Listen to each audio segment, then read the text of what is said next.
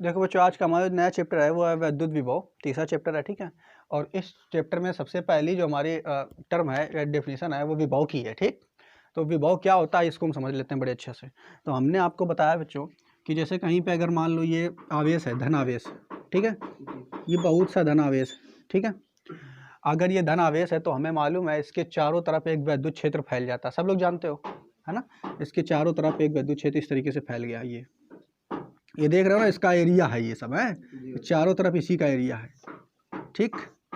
अब देखो ये पूरा इसका एरिया, अब अगर इसके एरिया में हम किसी दूसरे को लाएंगे, है ना, तो ये क्या करेगा, विरोध करेगा, पक्का करेगा, उसको दूर भगाएगा। बात समझ पा रहे हो कि नहीं। प्लस को अगर लाएंगे इसी के जैसे किसी दूसरे धन आवेश को अगर हम लाएंगे तो ये दूर भगाएगा, लेकिन अगर ऋण आवेश को लाएंगे तो ये पास बुलाएगा, माइनस को लाएंगे तो ये पास बुलाएगा, ठीक है। और धन को लाएंगे तो दूर भगाएगा। समझ पा रहे हो कि नहीं। यानी अपने जैसा दूसरा अगर आएगा इसके एरिया में, इसके क्षेत्र में, तो ये दूर भगाएगा। तो देखो यहाँ पे आप लोग समझो क्या कि हम क्या पढ़ेंगे, विद्युत विभव, ठीक है। विद्युत विभव क्या होता है इसको समझिए। देखो इधर जैसे अनंत है, ये आपका इनफाइनाइट है, ठीक है। देखो इधर ये अनंत है, ये वाला पॉइंट बिंदु देख रहे हो ना, अनंत, इसको अनंत मान लेते हैं, ठीक। अब अनंत से कोई हमें एक परीक्षण आवेश लाए। परीक्षण आवेश जानते हो आप लोग। परीक्षण आवेश एक तो आप लोग याद रखोगे, परीक्षण आवेश जो होता है वो हमेशा पॉजिटिव होता है। कैसा होता है, पॉजिटिव धन होता है हमेशा, वो कभी ऋण नहीं होता, ठीक है। और ये बहुत छोटा सा होता है, ठीक। अब इस परीक्षण आवेश को अगर हम लाएंगे तो देखो क्या होगा, इसको यहाँ पे लाने पे जैसे ही हम यहाँ पे लाते चले जाएंगे, ठीक है। जैसे जैसे जैसे जैसे जैसे इसके करीब आएंगे हम, इसके विद्युत क्षेत्र के जैसे से करीब हम आएंगे, वैसे वैसे क्या होगा, इस परीक्षण आवेश पर एक बल लगता जाएगा। लगता है कि नहीं। पर इसकी विद्युत क्षेत्र की तीव्रता इसमें लगी हुई है कि नहीं, पक्का बल लगेगा, ठीक है। तो इस पे अगर जैसे जैसे मिलाएंगे, मान लेते हैं हम यहाँ पे इस पॉइंट पे ला रहे हैं, ठीक, इस बिंदु पे ला रहे हैं, अनंत से हम यहाँ पर ला रहे हैं, ठीक है। तो एकांक परीक्षण आवेश को अनंत से किसी विद्युत क्षेत्र में लाने पर, ठीक है, किसी विद्युत क्षेत्र में लाने पर, यहाँ तक लाओगे, अगर तुम लाओगे ऐसे ला करके यहाँ तक ला रहे हो तो तुम्हें क्या करना पड़ेगा, एक काम करना पड़ेगा। अब देखो काम के तो कैसे करना पड़ेगा, पहले समझो।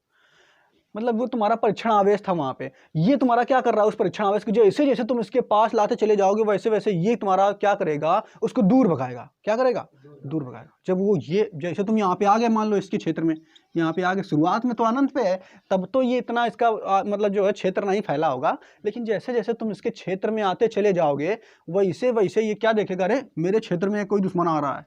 अब ये क्या करेगा, दूर धक्का मारेगा, उसको धक्का मारेगा नहीं, प्रतिकर्षित करेगा। तुम क्या चाहते हो, हम इसको यहीं पर लेकर के आए।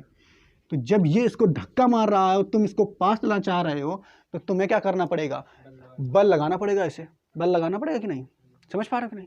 और जब तुम ऐसे बल लगाओगे, और एक जगह से दूसरी जगह खींच करके उसको लिए जा रहे हो, तो तुम कार्य कर रहे हो। क्या कर रहे हो, कार्य। समझ पा रहे हो कि नहीं। कार्य की डेफिनेशन क्या होती है, एफ इंटू आर।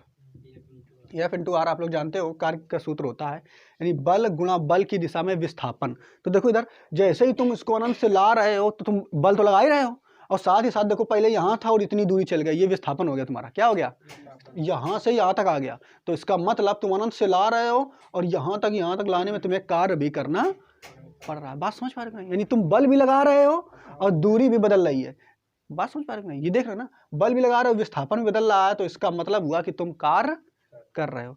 तो एकांक धन आवेश को अनंत से किसी विद्युत क्षेत्र की तीव्रता में लाने पर, या विद्युत क्षेत्र में लाने पर, ये कहो किसी विद्युत क्षेत्र में लाने पर जो कार्य करना पड़ता है उसे हम क्या कहते हैं, उस बिंदु पर विद्युत विभव कहते हैं। बात समझ पाए, कुछ नहीं समझ पाए अभी।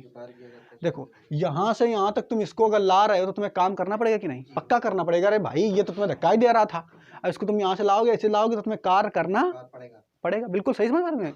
तो यहां से यहां तक लाने में जो कार्य करना पड़ा है वही इस बिंदु पर विद्युत विभव होगा। समझ पा रहे हो कि नहीं। देखो फिर से समझो क्या बताया, एकांक धनावेश को मान लेते हैं, एकांक धनावेश जो हमारा है वो है Q0। क्या है, Q0। तो एकांक धनावेश जो ऊपर वाला ये आवेश है, ये Q0 है। क्या है, Q0 को किसी वैद्युत क्षेत्र में किसी बिंदु पर लाने पे जो काम करना पड़ता है, तो काम हम मान लेते हैं W काम करना पड़ता है, कितना W। तो इसी को हम वैद्युत विभव कहते हैं। तो ये हमारा वैद्युत विभव का सूत्र हो गया बच्चों, समझ पाए कि नहीं? इस तरीके से सूत्र ये बन जाएगा। ठीक, फिर से देख लेते हैं। एकांक धनावेश को अनंत से किसी वैद्युत क्षेत्र में किसी बिंदु पर लाने पर जो काम करना पड़ता है उसे उस बिंदु पर वैद्युत विभव कहते हैं। ठीक, अब वैद्युत क्षेत्र की तीव्रता का सूत्र क्या था? वो भी ऐसा ही था।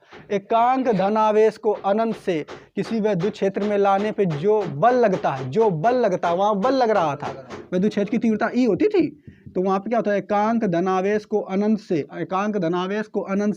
वैद्युत क्षेत्र में लाने पर उस पे जो बल लग रहा होता है, उसे वैद्युत क्षेत्र की तीव्रता कहते हैं। तो वैद्युत क्षेत्र की तीव्रता पे जो बल लग रहा होता है वो देखते हैं, और वहां से विभव को क्या देखते हैं कि वहां से अनंत से ले आए तुम, लाने में कितना कार्य करना पड़ गया तुम्हें यहाँ। ठीक, एकांक धनावेश को तो कितना कार्य करना पड़ गया, तो उसी को हम वैद्युत विभव कहते हैं। आई समझ में कि नहीं? ठीक है। अच्छा, एक बात और देखो, अब मान लो पहले हम इसी आवेश को अनंत से इस बिंदु पे लाए थे। ठीक, अब दूसरा एक आवेश है, उसको भी अनंत से हम इस बिंदु पे ला रहे हैं, दूसरे पॉइंट पे ला रहे हैं। ठीक, उसको हम यहाँ पे ला रहे हैं। ठीक, तो अब बताओ कि विभव जो है यहाँ पे ज्यादा होगा कि यहाँ पे ज्यादा होगा? पास वाला। तो डेफिनेटली सी बात है कि पास वाले में ज्यादा होगा, इसमें वाले में ज्यादा होगा। क्यों? क्योंकि देखो ये वाला जो बिंदु है थोड़ा सा दूर है इससे कि नहीं, और ये वाला जैसे तुम यहाँ पे ला रहे हो तो इतनी ज्यादा दूरी तय कर लिया कि नहीं, तो और पास आ गया है। तो जितना ज्यादा पास तुम लाओगे इसके वैद्युत क्षेत्र के, उतना ही ज्यादा तुम्हें कार्य करना पड़ेगा, और जितना ज्यादा कार्य करना पड़ेगा विभव उतना ही ज्यादा होगा। तो अगर हम इसकी बात करें तो यहाँ पे कितना वैद्युत विभव होगा, तो इसका भी सूत्र वही होगा, लेकिन इस विभव को हम V2 से प्रदर्शित कर दे रहे हैं। किससे? V2 से, W2/Q0। ठीक है, समझ पा रहे हो कि नहीं? तो एकांक धनावेश को अनंत से किसी वैद्युत क्षेत्र में लाने पर जो कार्य करना पड़ता है उसी को हम वैद्युत विभव कहते हैं। आया समझ में कि नहीं? क्लियर? वैद्युत विभव आप जान गए होंगे। ठीक है, तो किसी भी बिंदु पे आओ, जैसे देखो जैसे आपका बैटरियां वगैरह होती हैं, उसमें खूटियां होती हैं कि नहीं, तो जो खूटियां होती हैं उन दोनों खूटियों का विभव अलग अलग होता है, लेकिन उसकी डेफिनेशन आप यही समझोगे कि उस पर जो आवेश आया है वो अनंत से लाने में जितना कार्य किया गया है, ठीक है, जितना कार्य किया गया है, उनको लाया तो नहीं गया है, लेकिन हम समझ लेते हैं, डेफिनेशन ऐसे बनाई गई है कि अनंत से लाने में जितना कार्य किया गया है वही कार्य यहाँ पे संचित हो गया उनकी खूटियों पर, और वही उतना उन पे विभव है। ठीक, और दोनों खूटियों पे समझना, जो दोनों खूटियाँ होती हैं, दोनों खूटियों का विभव जो होता है अलग अलग होता है। एक का विभव ज़्यादा होता है, एक का विभव कम होता है। समझ पाए कि नहीं? तो उम्मीद है आपको विभव तो समझ में आ गया होगा। अब इसको हम डेफिनेशन के रूप में लिख देते हैं। ठीक है।